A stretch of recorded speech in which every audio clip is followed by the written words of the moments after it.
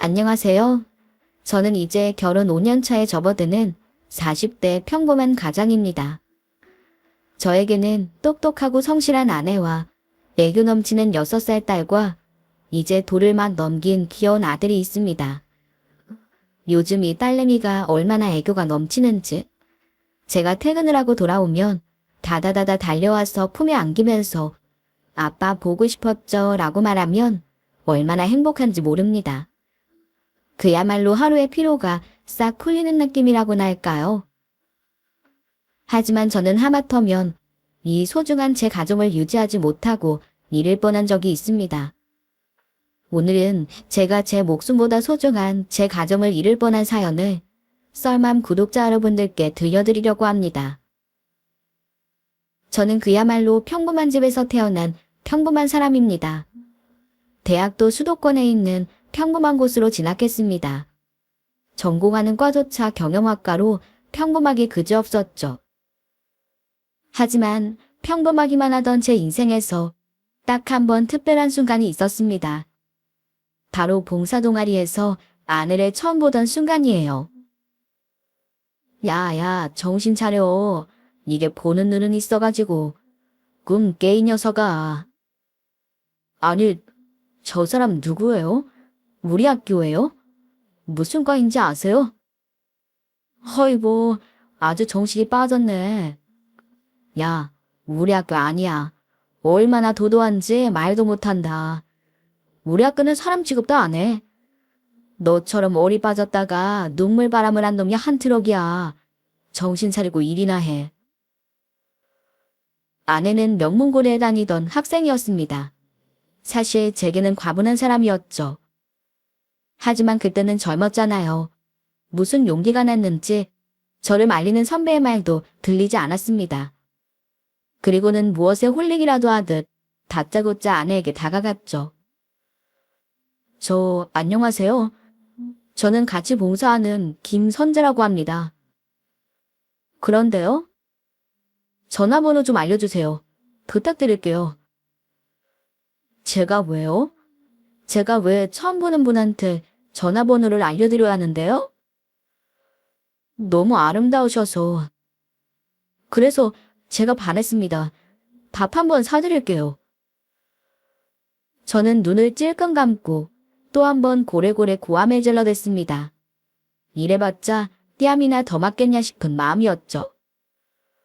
뻘개진 얼굴로 미칠 듯 쿵쾅거리는 가슴을 부여잡고 가만히 기다리고 있는데 아내 역시 발그레한 얼굴로 저를 빤히 쳐다보더군요. 아내는 주변에서 알려줘, 알려줘 하는 말을 못 이기는 척 내민 제 전화를 휙 닦아채더니 전화번호를 꼭꼭 눌러주고 서둘러 자리를 피했습니다. 저는 그날 집으로 돌아가는 순간부터 매일매일 수시로 전화를 했죠. 그리고 다음날부터 그 사람 학교 앞에서 죽치고 살다시피 하자. 처음에는 못 이기는 척 번호를 줬다가 제 전화를 받는 둥 마는 둥 무시하던 아내도 조금씩 마음을 열게 되었습니다. 그날도 내내 그 사람 수업이 끝나길 기다렸다가 같이 저녁을 먹고 집에 데려다 주는데 아내가 그러더군요. 근데 이렇게 종일 나만 기다리면 수업은 어떡해? 학교는 안 나가? 괜찮아. 이렇게 얼굴 보고 저녁 먹는 게 더 좋아. 진짜 어이없어. 됐어. 내일부터는 수업 다 듣고 와. 수업 다 듣고 6시에 정문에서 만나. 알았어? 나 공부 못하는 사람 싫어해. 이번 학기 성적 안 나오면 안 볼 거야. 알았냐고. 그 말을 듣는데 어찌나 행복하던지. 우리는 그날부터 주변에서도 인정한 커플이 되었습니다. 저는 그 사람 말대로 수업도 열심히 듣고 공부도 열심히 하면서 그 사람을 만났죠. 저희가 결국 커플이 되자 봉사 동아리에서는 제게 인간 승리라고 했어요. 그 정도로 저에게는 과분할 정도로 아름답고 똑똑한 사람이었네요. 그래서 연애 기간 동안 저는 아내가 하라는 대로 다 했습니다. 물론 그 사람이 원하는 것들이 다 제게 도움이 되는 것이기도 했습니다. 아내는 제 모든 스케줄을 관리하고 제 성적 관리도 했죠. 하지만 막상 사회에 나오려 하니 현실의 벽은 생각보다 높았습니다. 대학을 졸업하고 취업할 시기에 저는 번번이 취직에 실패했던 것입니다. 아내는 진작 교원 자격증을 따고 달력만 앞두고 있을 때였는데 말이죠. 명문대 출신이 아닌 제게 대기업의 취업의 문은 높기만 하더군요. 서류 전형도 떨어지기 일쑤에 겨우 면접에 가더라도 명문대와 유학생들이 즐비한 사이에서 저의 입지는 초라하기만 했습니다. 그런 제게 다시의 자신감을 불어넣어준 사람도 역시 아내였죠. 나는 당신만 그대로 있으면 돼. 그냥 부담 갖지 말고 자기가 하고 싶은 일을 잘 할 수 있는 곳을 찾아봐. 안 되면 돌아갈 수도 있잖아. 힘을 내. 미안해. 내가 이렇게 모자란 사람이어서 정말 미안해. 그리고 고마워. 내가 꼭 성공해서 당신 정말 행복하게 해줄게. 약속해. 진짜 그 누구도 부럽지 않게 내가 꼭 행복하게 해줄게. 그 다음에 저는 다행히 대기업은 아니지만 나름 탄탄한 중견기업에 취업할 수 있었습니다. 그리고 누구보다 열심히 일을 해서 성과금도 받고 차곡차곡 돈을 모으며 아내와 행복한 미래를 꿈꾸었죠. 그렇게 어느 정도 돈을 모은 다음 아내에게 청혼을 했는데 아내 입에서 나온 말은 뜻밖이었습니다. 사실 우리 부모님이 자기를 별로 마음에 안 들어 하셔. 나도 슬쩍 이야기해보긴 했는데 결혼은 반대를 하시는 중이야.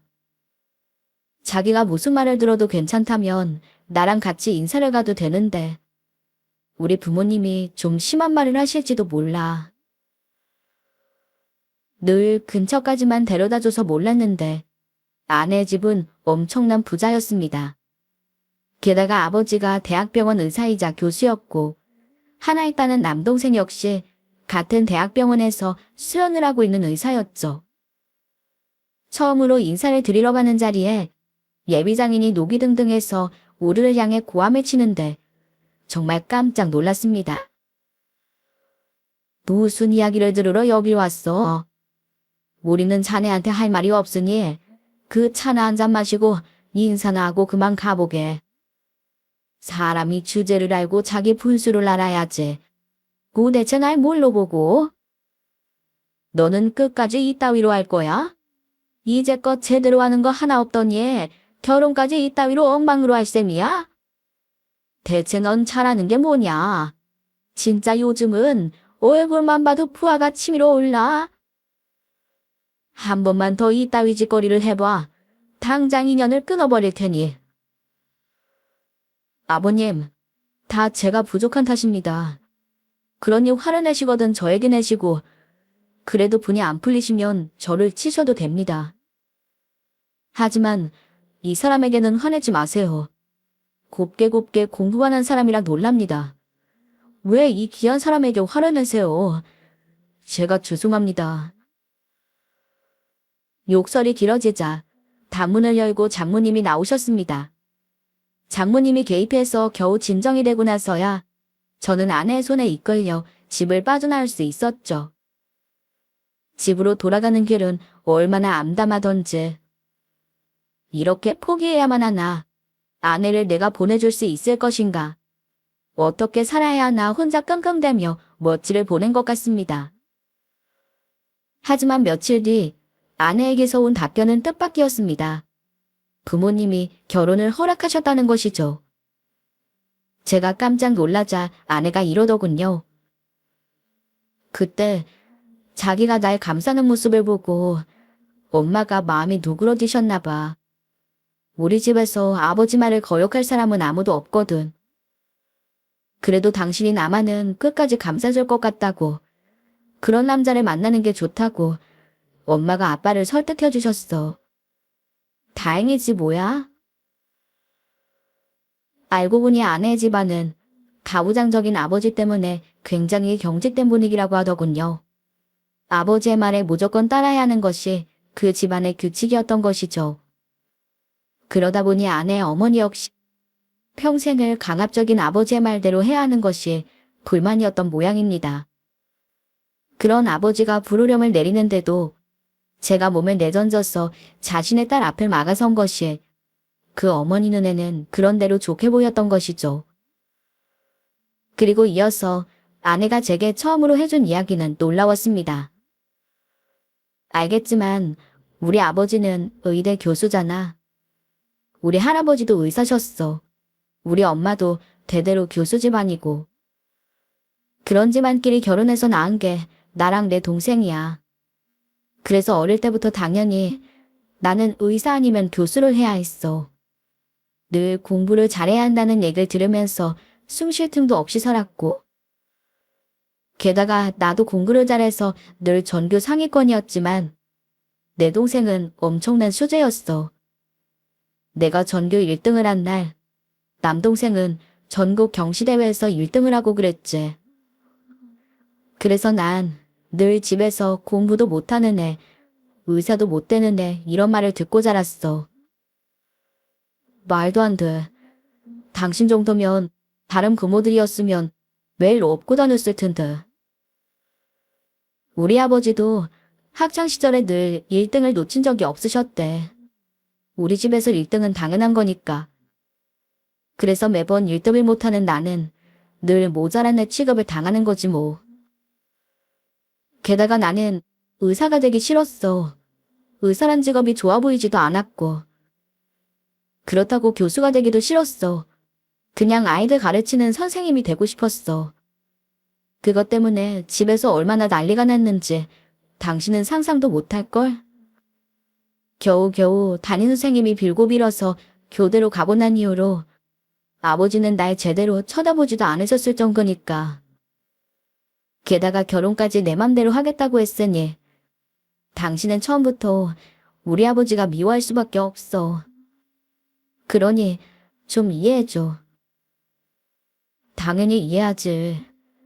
그게 아니라도 원래 장인어른들은 처음에는 사위를 좋아하지 않는데 내 딸 뺏어간 놈이라고. 걱정하지 마. 우리가 잘하면 되지. 하지만 우리 아버지가 많이 독단적이고 강압적이야. 우리 엄마도 성격이 보통이 아니야. 다행히 엄마가 강압적인 사람이랑 평생 사는 게 힘들어서 이번에는 허락을 하시긴 했는데 그래도 태도가 쉽게 바뀌진 않을 거야. 친딸인 나에게도 함부로 하는데 당신한테는 더 하실 거야. 그래도 참아줘. 나도 이제부터는 되도록 부모님 뜻에 맞춰드리려고 해. 처음으로 속 이야기를 하며 울먹이는 아내를 꼭 안아주며 꼭 행복하게 해주리라 그렇게 다짐했습니다. 그리고 우리가 행복하게 잘 산다면 아버님과 어머님의 마음 역시 따뜻하게 녹을 것이라고 믿어 의심치 않았죠. 그것이 얼마나 제 착각이자 만용이었는지는 알지 못한 채 말입니다. 어쩌면 그 징조는 탄견낼 때부터 시작되었을지도 모릅니다. 저희 아버님이 뭘 하셨는지를 묻던 여자친구의 아버지는 제 아버지가 어느 회사 사장님의 개인 운전기사를 하다가 그만두고 지금은 택시 운전을 한다고 하자 얼굴에 일그러지셨습니다. 내가 기가 막혀서. 그 집안은 내가 잘 아는데 그 집에서 내 딸을 며느리로 달라고 한 적도 있어요. 그것도 내가 가소로워서 무시했는데 결국 그 집 운전기사 아들한테 시집을 보내게 생겼네. 네, 진짜 망신스러워서. 살다 이런 꼴도 다 보고 내가 진짜 얼굴 못 들겠네. 야, 너 이 결혼 꼭 해야겠냐? 응? 냅둬요, 아버지. 누나가 꼭 결혼한대잖아. 얼굴 좀 잘생겼다고 홀렸나 본데 아버지가 소개한 의사들이고 뭐고 다 마다하고 외모를 선택한 결과가 어떻게 됐는지 우리는 지켜나 보자고요. 아내 남동생 역시 재수없게 굴기는 마찬가지였죠. 하지만 사랑하는 여자와 결혼을 한다는 생각에 들떠있던 당시에 저는 제대로 이성적인 판단을 할 겨를이 없었습니다. 물론 자존심이 상하고 속상했지만 젊었던 그때의 저는 자신이 있었죠. 제가 열심히 노력하면 언젠가는 인정받을 수 있을 거라는 근거 없는 자신이 말입니다. 그렇게 우리는 결혼을 했습니다. 결혼과 관련된 모든 결정은 철저하게 장인 장모의 선택을 따라야만 했어요. 그래도 한동안은 행복했습니다. 처가에서 온갖 말을 들어가며 결혼이었지만 그래도 작은 아파트도 마련해 주셨고 저와 아내 역시 알뜰하게 모아놓은 돈이 적지 않았기 때문에 경제적인 어려움도 없었어요. 하지만 왜 행복은 불행과 짝을 이루는 걸까요? 임신이라는 행복이 찾아오자마자 우리의 생활에는 점점 불행이 깃들기 시작했으니 말입니다. 임신으로 인해 아내가 근무하던 학교를 휴직하면서 저희는 집을 아내의 부모님이 사시는 곳 근처로 옮기게 되었습니다. 장모님이 먼저 제안을 하셨기 때문이었죠. 사실 저희도 맞벌이를 하면서 아이를 키우는 문제에 대해서 고민을 하지 않은 건 아니었습니다. 하지만 장모님 말만 듣고 덜컥 그 지역으로 이사를 하기는 어려웠죠. 장모님, 그래 주시면야 감사하긴 하지만 장모님 근처 동네는 집값이 많이 비싸잖아요. 저희가 갑자기 그 동네로 옮길 형편이 안 됩니다. 이 사람도 아이 어느 정도 클 때까지는 휴직도 가능하고요. 그래서 좀 휴직을 길게 해서 아이는 저희가 키워보려 생각하고 있어요. 휴직을 얼마나 하려고? 애 낳고 몸 좀 추스르면 바로 나가야지. 고작 선생인데 휴직까지 오래 하면 언제 교감되고 교장되나? 니들은 생각을 그것밖에 못하니? 그리고 휴직을 해도 그렇지. 애를 어떻게 혼자 키우려 그래? 돈 걱정은 하지 마. 내가 집은 알아서 할 테니까. 엄마, 요즘은 휴직한다고 승진하는데 불이익 있고 그러지 않아. 애 키우면서 일하는 선생님들이 얼마나 많은데. 어린이집도 있고 우리 시어머니도 가끔 오셔서 애도 봐주신다고 했어. 시어머니랑 엄마랑 두 분이 번갈아가며 도와주시면 충분히 괜찮을 것 같아. 뭐? 아니 그럼 넌 애를 낳아서 이 동네에서 키우겠다는 거야. 그것도 너네 시어머니를 불러서? 그런 동네에서 애를 키워봤자 애가 뭘 배울 거야. 아니 게다가 이보게. 내가 자네 어머니를 무시하는 게 아니라 사실이 그렇잖아. 그리고 자네 어머니가 대학을 나오셨나 공부를 해보셨나? 안 그런가? 애는 우리 동네에서 키워야지.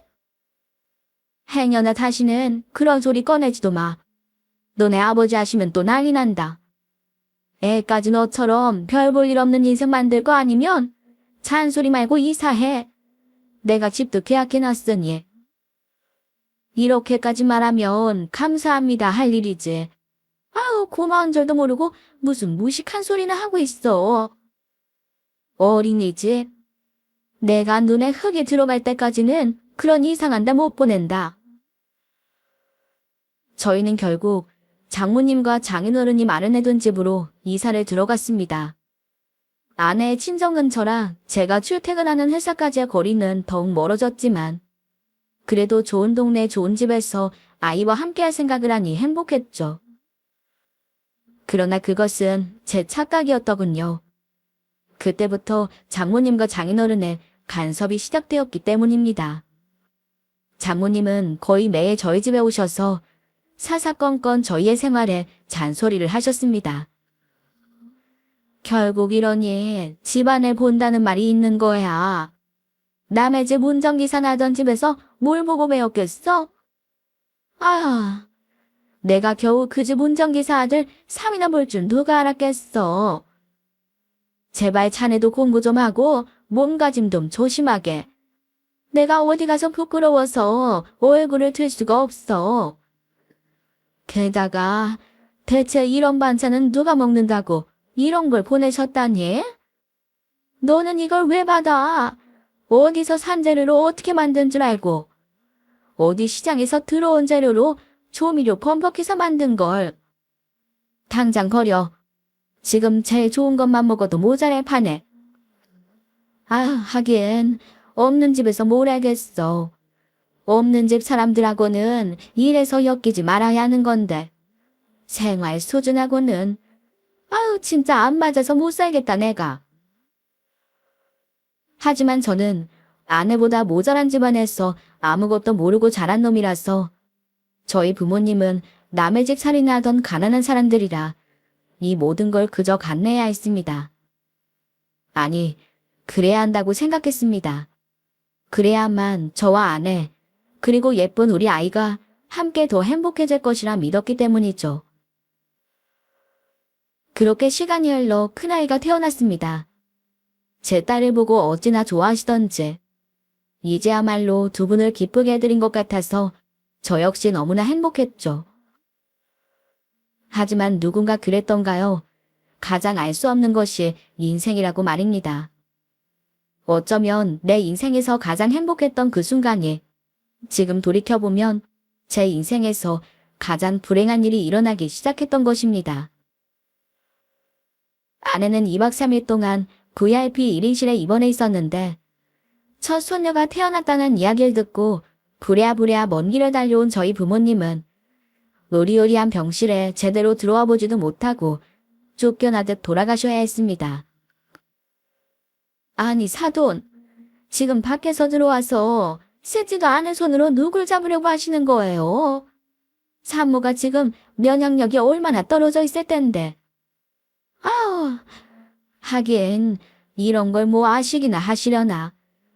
얼른 씻고 오세요. 애 어디 아프면 어쩌시려 그러세요? 사돈, 우리가 편견을 묻히고 온 것도 아닌데 말씀이 지나치시네요. 그저 알려만 주셨어도 될 일을 왜 그렇게 화를 내십니까? 저희가 사돈댁 아랫사람으로 보이시나요? 그런 식으로 말씀을 하실 건 아닌 것 같네요. 아니, 제가 그런 말을 한 게 아니잖아요. 산모가 있는 병실에 오면 손도 씻으시고 하시는 게 상식이잖아요, 상식. 아니에요? 저는 그냥 그걸 말씀드린 거예요. 여기는 저희가 있을 자리가 아닌 것 같네요. 그만 가보겠습니다. 아가 쉬거라. 우리는 나중에 보자꾸나. 얼마나 마음이 아프면서도 심란하던지요. 하지만 경실로 다시 올라가자마자 장모님의 보로령이 떨어졌고 보다 못한 아내가 장모님을 말리기 시작했죠. 아니, 내가 못할 말했나? 내가 틀린 말했어? 대체 자네 부모님들은 왜 그래? 내 기가 막혀서. 손도 안 씻고 병실로 들어오는데 어느 누가 좋아해? 시부모라고 내 딸을 그렇게 무시하고 구박하는 건가? 으어? 너 평소 그런 대접받으면서 지냈던 거야? 엄마, 그런 거 아니야. 두 분 다 얼마나 잘해주시는데. 엄마가 좀 참으세요. 그냥 좋은 뜻으로 그런 건데 오자마자 인사도 제대로 안 하고 그러니 기분 나쁘실 만도 하시잖아. 뭐야? 그럼 내가 잘못했다는 거야? 야, 너 지금 애 낳았다고 유세하니? 기가 막혀서. 모르겠다. 그 무식한 니네 시부모님이 몸조리 제대로 시키고 갔니? 나중에 육아도우미나 불러줄 테니까 너는 빨리 복직이나 준비해. 엄마, 나 지금 막 출산했어. 그리고 나 휴직 1년 할 수 있다고 했잖아. 왜 이렇게 재촉해? 나 1년 다 채우고 애기 둘 때까지 내가 키우고 싶어. 그 뒤에 복직해도 되잖아. 다들 그래. 더 연장해서 휴직하시는 분들도 많아. 미쳤어. 너 그래서 언제 승진하고 언제 구장되려 그래? 남들이 한다고 남들 하는 거 다 하다 보면 그냥 인생 그렇게 끝나는 거야. 내가 그나마 너 선생하다 교장이라도 하면 되니까 선생 된다는 거 봐준 거 몰라? 우리 집안에 초등 교장 정도는 괜찮아서였어. 애 좀 낳았다고 1년씩이나 쉬는 그런 모질한 인간은 필요 없다. 이게 진짜 정신이 어디 나갔니? 결국 아내는 아기가 6개월이 채 되기도 전에 다시 직장으로 나갔습니다. 저도 아내도 원하지 않았지만 어쩔 수 없었습니다. 객관적으로 보면 배부른 소리일지도 모릅니다. 실제로 제 주변은 저를 부러워하기도 했으니까요. 장가를 잘 가서 처갓집에서 한국에서 제일 비싼 동네에 집도 얻어주고 아기도 봐주셔서 둘이 맞벌이를 하니 얼마나 좋냐고 말입니다. 하지만 속사정을 모르는 사람들은 이랬죠. 김 과장, 집사람이 벌써 복직했다며? 아직 아기가 돌도 안 되지 않았어. 아, 네. 장모님 집이 근처라서요. 장모님이 아기 봐주셔서요. 그래도 아기가 아직 어린데 장모님 혼자 보시기 힘들지 않으실까? 김 과장 월급도 많은데 천천히 복직해도 되지 않어? 장모님이 빨리 복직하라고 그러시네요. 뭐 도우미분도 있어서 장모님 혼자 보는 건 아니라서 괜찮으실 거예요. 야, 부럽다 부러워. 우리는 맞벌이 하고 싶어도 애 맡길 곳이 없어서 결국 그만뒀잖아. 얼마 전에는 강남으로 이사도 했다며? 김 과장이 결혼 안 한 잘했어? 집사람이 미인이지 직업도 좋지. 게다가 처가가 부자니까 좋은 동네에 집도 사주지 애도 봐주지. 진짜 전생에 나를 구했나 봐. 좋겠다 좋겠어. 저는 그저 쓴 웃음만 지어 보였습니다. 객관적으로 보면 배부른 소리일지도 모릅니다. 하지만 속사정을 들여다보면 저는 그러지 못했습니다. 장모님은 저희의 모든 생활을 자신의 뜻대로 하시길 원하셨죠. 제가 밥 먹는 것 하나, 옷 입는 것 하나까지 전부 장모님이 하라는 대로 해야만 직성이 풀리셨으니까요. 내일 새벽에 일어나서 우리 집으로 오게. 자네 장인께서 골프 약속이 있으셔. 차로 모시고 가서 같이 골프 치고 저녁 모임에 모시고 갔다 오게. 골프에 자네 자리도 예약해 놓으셨다고 하니까 늦지 말고 와. 알겠습니다, 장모님. 그리고 저녁마다 골프 강습은 잘 가고 있지?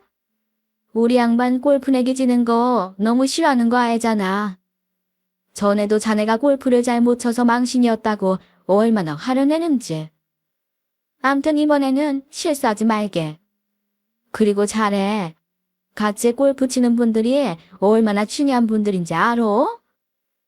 자네 혼자서는 죽었다 깨나도 명함 한 장 손에 쥐기 힘든 사람들이야. 다 자네 미래를 위해서 장인어른이 새벽같이 일어나 골프도 가는 거니까 더 최선을 다해 모시고 다녀. 알겠나? 말로는 저를 위하는 거라고 했지만 저는 당시 전남 운전기사나 머슴이었습니다. 장모님의 심부름이나 외출까지 다 제가 해야 했고 심지어 장인어른이 모임이 있으셔서 술을 드시면 그곳까지 달려가 장인어른을 태우고 와야만 했죠. 하지만 저는 참았습니다. 그래야 한다고 생각했으니까요. 머슴이라고 생각했지만 그래도 괜찮았습니다. 저에게는 소중한 가정을 지켜야 할 의무가 있잖아요. 하지만 더 이상 참으면 안 되겠다 생각하기 시작했죠. 술에 취한 장인어른을 태우고 집에 모셔다 드렸던 날이었어요. 주차를 하고 장인어른을 겨우 부축해 집에 모셔다 드리고 나오려는데 처남이 저를 빤히 쳐다보고 백 비웃더니 지갑에서 5만 원짜리 지폐 한 장을 틱 던지더군요. 기자 아주 기사 노릇에 머슴 노릇이 익숙해졌나 보네요. 하긴 사위 소리라도 들으면 무슨 짓이든 해야지. 안 그래요? 자, 고생했는데 이거 가지고 갈 때 택시라도 타요. 야, 주제넘게 남이 사는 모습 가지고 이러니 저러니 하는 거 아니야. 내가 가만히 있는다고 할 말 없는 거 아니니까 조용히 꺼져. 나 많이 참고 있는 거야. 너 참어? 야, 네가 안 참으면 어쩔 건데? 어? 이거 웃긴 자식이네. 순진한 부잣집 공주꽃이니까 이게 다 네 거 같아? 주제 파악을 좀 해, 이 자식아. 너는 우리 집 머슴으로 쓰려고 들인 거야. 알기나 해? 그대로 그 자리에서 뛰쳐나온 저는 정말 심란한 마음으로 밤거리를 헤맸습니다. 그리고 사실 무엇보다 저뿐만이 아니라 제 부모님마저 싸잡아 모순 취급을 당하고 있다는 사실이 저를 괴롭게 했습니다. 이유는 단 하나, 못 산다는 것뿐이었죠. 하지만 장모님의 간섭은 점점 심해졌고 결국 일이 터지고 말았습니다. 장모님이 저희 아이를 유학 보내겠다고 하셨기 때문이었어요. 아직 초등학교는커녕 유치원 입학도 안 한 아이를 데리고 외국으로 가겠다는 말에 저는 어이가 없을 뿐이었습니다. 무슨 말씀이세요? 애는 저희가 키워야죠. 애를 데리고 어딜 간단 말씀이세요? 우리 아들 곧 결혼해서 미국 가서 연수하고 올 거야. 그참에 나도 같이 가서 몇 년 동안 우리 손녀랑 살고 올련다. 거기서 바로 미국 유치원 다니고 초등학교도 몇 년 다니면 영어는 문제가 없을 거 아니야. 아니지. 들어올 거 뭐 있어? 거기서 대학까지 쭉 다니면 바로 박사하고 의사해서 나중에 외할아버지랑 외삼촌이랑 같이 평온하면 되는 거지. 그래, 그래야겠다. 안 됩니다. 절대 안 돼요. 제 자식은 저희가 키웁니다. 아이 부모는 저희예요. 그런 말씀하지 마세요. 뭐? 그럼 우리 예쁜 손녀가 모자란 네 딸로 살아야겠어? 이 좁아 터진 한국에서 너처럼 모자라게 계속 살아야 속이 시원해. 그럴 거면 차라리 이혼해라. 어차피 애는 우리가 데려갈 테니. 정말 억장이 무너지더군요. 하지만 가장 슬펐던 일은 내 편을 들어줄 줄 알았던 아내마저 제 편이 아니었다는 것이었습니다. 엄마가 나쁜 의도로 그런 말 하신 건 아니잖아. 사실 외국 생활하다 온 아이들이 영어도 잘하고 공부도 잘해.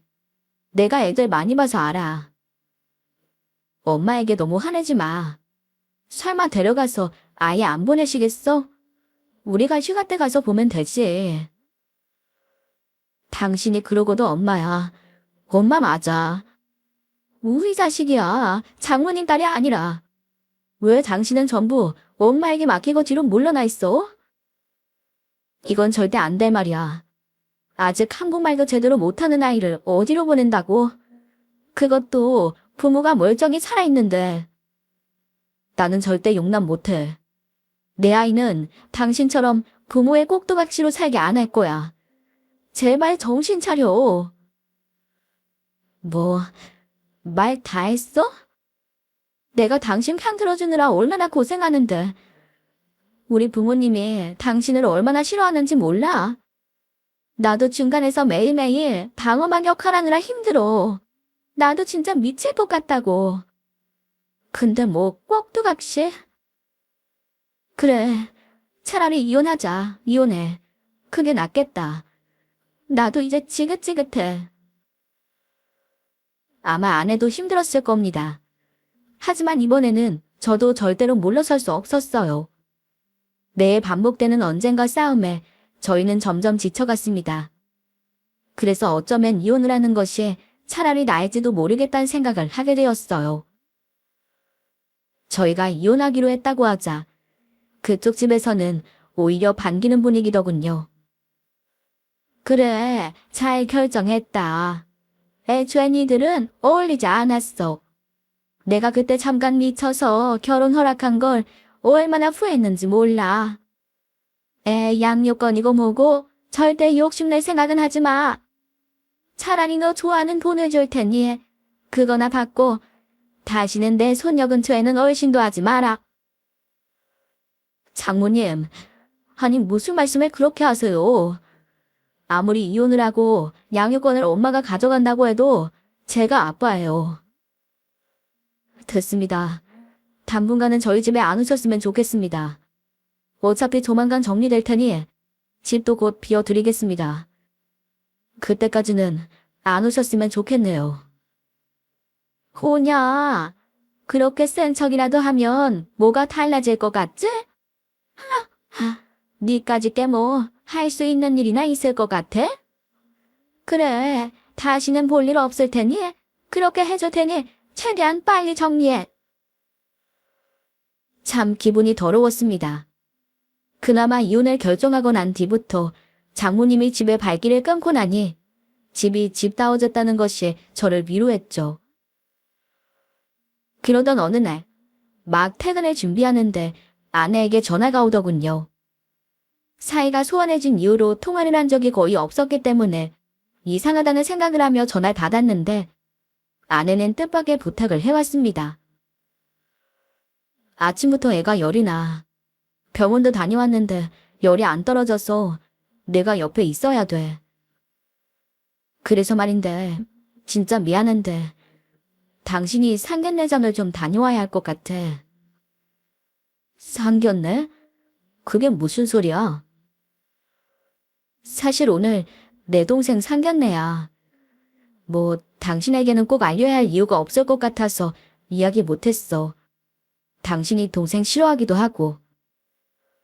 상견례로 최고급 식당에 인원 맞춰서 예약하라고 한 달 전부터 엄마가 난리를 쳐서 겨우 예약한 건데 애는 아프고 엄마랑 동생도 전화를 안 받아. 무슨 일 있으면 둘 다 전화를 꺼놓는 습관이 있어서 안 받는 것 같아.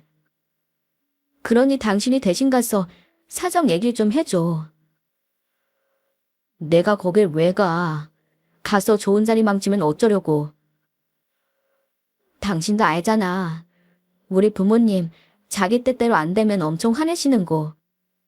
내가 말도 없이 안 나오면 나중에 무슨 얘기 들을지 신경 쓰이고 피곤해. 가서 애 아프다고 이야기하고 대충 둘러대고 그냥 빨리 오면 되잖아. 이런 부탁해서 나도 미안해. 저는 하는 수 없이 상견례 자리로 향했습니다. 장소가 제가 있는 회사와는 거리가 좀 있어서 시간이 빠듯했어요. 약속 시간에도 늦으면 엄청 화를 내시는 분들이라 가는 길 내내 속이 타들어가더군요. 제가 겨우겨우 약속 장소 앞에 도착했을 때는 약속 시간에서 10분 정도가 지나 있었습니다. 제가 식은땀을 닦으며 안내를 받아 상견례가 열리는 장소에 문을 열고 들어가자 저를 보던 장모님과 장인어른의 눈이 커지더군요. 그래서 그 표정에 제가 약간 얼어붙어 문 앞에 서 있는데 갑자기 장인어른이 자리에서 일어나더니 제 뺨을 내리쳤습니다. 아니 박기사, 밖에서 대기하고 있으랬잖아. 여기가 어디라고 들어와. 얼른 문 닫고 나가. 어디 이런 데를 함부로 들어오고 그래? 저는 처음에는 무슨 말인지 알아듣지 못하고 멍하니 서 있다가 곧 정신을 차리게 되었어요. 네, 그 인간들은 저를 이제 아예 기사 취급을 하더군요. 제가 그곳에 나타난 것이 반갑지 않다는 것은 이해할 수 있습니다. 하지만 엄연히 자신들의 사위이자 끔찍이 아끼는 손주의 아빠인 제 뺨을 치며 막말을 하는데 참 웃음이 나오더군요. 하지만 장인어른은 멈추지 않았습니다. 처남도 옆에서 거들긴 마찬가지였죠. 아니 이게 못 배워먹었나. 어디서 실실 웃고 있어. 썩 꺼지라고. 여긴 자네 같은 사람이 올 곳이 아니야. 나가라는 말 안 들려? 니까짓 게 뭔데 여기까지 와. 아이씨 짜증나게 뭐야. 여기서 뭘 얻어먹으려고 기어오냐? 진짜 어이없어서 내가. 여기에 온 제가 정말 바보 같기만 하더군요. 그리고 몸을 돌려 미련도 없이 그곳을 빠져나가려고 했죠. 그런데 그때였습니다. 예비사돈의 말에 장인이 굳기 시작한 것이. 아니, 이게 누구야? 김 부장님? 김 부장님이 여기 어떻게?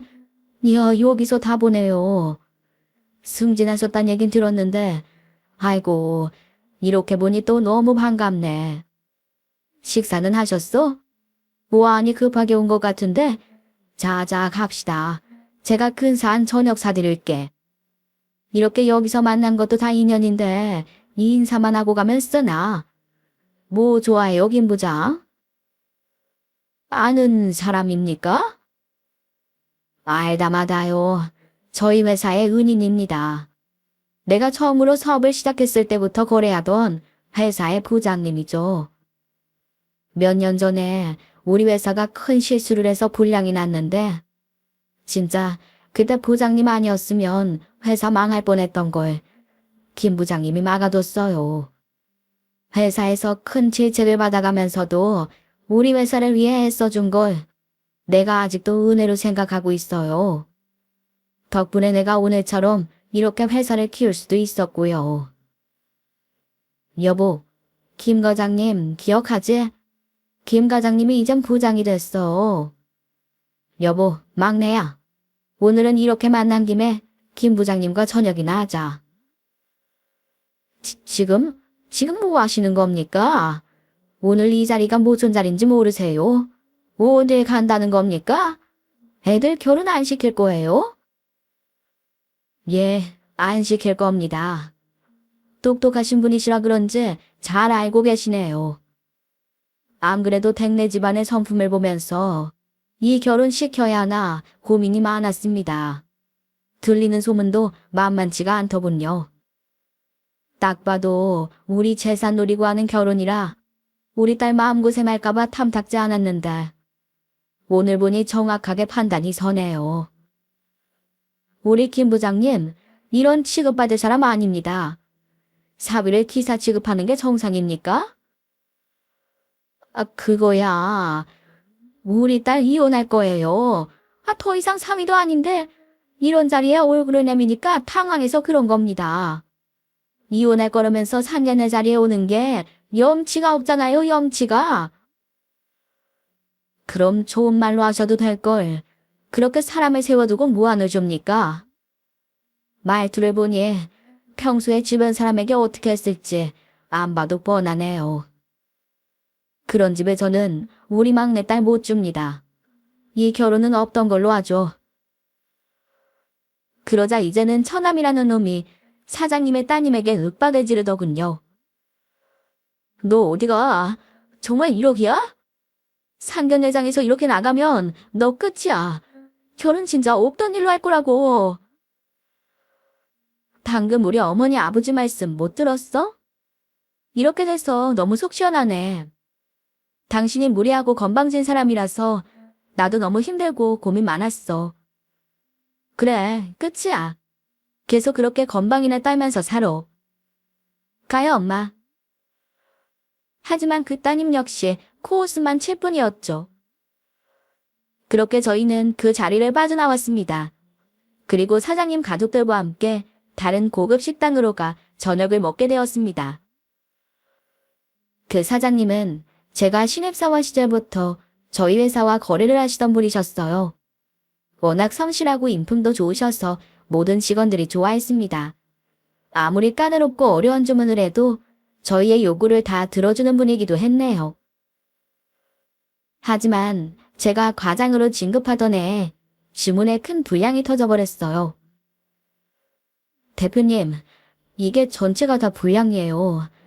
이래서는 안 된다고 말씀드렸는데 이거 어떡합니까? 아니, 김 과장, 이거 어떡하면 좋나? 이게 워낙 어려운 건이라 신경 쓴다고 했는데 제발 어떻게 방법이 없겠나? 이거 잘못되면 우리 회사 어떡하나? 어? 이거 해결할 방법이 정말 없겠나? 이대로 가면 우리 회사는 망하네. 대표님 진정하세요. 일단 제가 회사에 다시 이야기해 보겠습니다. 일단 회사는 살리셔야 하잖아요. 회사 직원들 생각하셔서 버티고 계세요. 여기서 대표님이 쓰러지시면 정말 큰일 납니다. 아시겠죠? 기다려보세요. 당시 저는 도저히 그대로 보고 있을 수 없었습니다. 사장님은 물론 그 사업체를 다니고 있는 수많은 직원들을 생각하면 밤에 잠이 오지 않을 지경이었거든요. 그래서 회사를 그만둘 각오를 하고 위 상사분들과 싸우다시피 주장을 했습니다. 어떻게 이렇게 모르는 척을 하십니까? 저희가 이 사업체와 거래한 것이 몇 년인데요. 이대로 가면 저 회사는 망합니다. 우리 회사가 조금 더 큰 회사라고 이렇게 저희 잘못을 모르는 척하면 안 되는 거 아닙니까? 책임을 져야 할 일이면 책임을 져야죠. 애초에 이 건은 너무 까다로워서 받아주는 것도 없었잖아요. 그나마 받아준 곳이 이 대표님입니다. 그것도 그동안 저희와 거래한 의리를 보고 겨우 받아주신 곳인데 어떻게 이렇게 뒤통수를 칩니까? 게다가 원래 까다로운 건인데 중간에 설계도 3번이나 바뀌었지 않습니까? 그건 순전히 우리 잘못이잖아요. 분량이 안 나면 오히려 이상한 상황이잖아요. 이건 어떻게든 저희 회사가 책임을 지는 게 맞습니다. 생각해보니 자네 말이 맞네. 한두 해 거래한 것도 아니고 들어보니 우리 회사의 책임이 더 커. 이런 일로 오래 거래한 곳을 망하게 만든 회사가 돼버리면 앞으로 우리와 누가 일을 하려 하겠나. 그 전 물량은 우리가 전부 책임지지. 그리고 다시 발주를 넣게. 고맙네.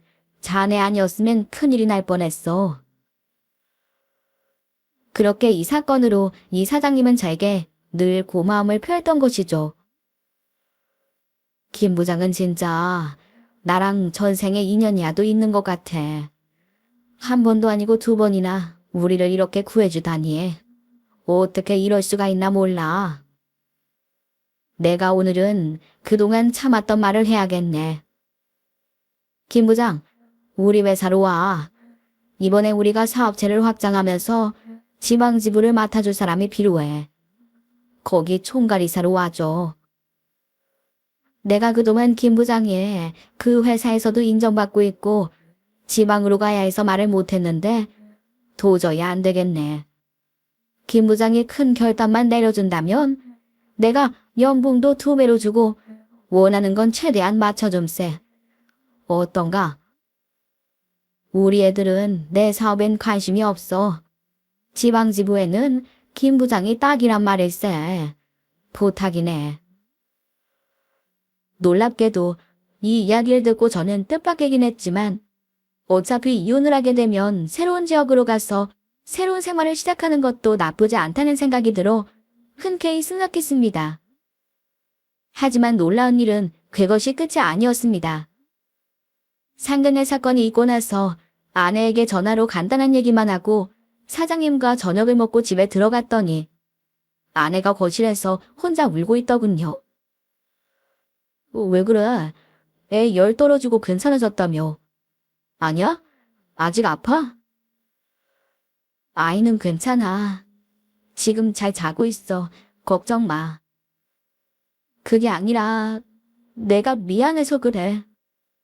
그동안 당신이 어떤 취급을 받고 있는지 내가 대충은 알았지만 이 정도인 줄은 몰랐어. 미안해. 나야말로 중간에서 잘했어야 했는데 나도 부모님 그늘을 벗어나지 못했어. 다 내 잘못이야. 아내가 눈물을 뚝뚝 흘리며 하는 말에 저도 그만 울컥하고 말았습니다.